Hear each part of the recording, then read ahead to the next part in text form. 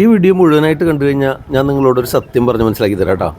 അതിനു മുമ്പേ ഒരു കാര്യം ചോദിക്കട്ടെ, ഈ സ്ഥലം കണ്ടു ഇത്രയധികം ഫോട്ടോ പോയിന്റ്സ് ഉള്ള ഇത്രയധികം ഫോട്ടോസ് എടുക്കാൻ പറ്റിയ മറ്റൊരു സ്ഥലം, അല്ലെങ്കിൽ ഇതിനേക്കാളും മെച്ചപ്പെട്ടൊരു സ്ഥലം നിങ്ങൾ ആരെങ്കിലും ഇതിനു മുമ്പ് കണ്ടിട്ടുണ്ടോ?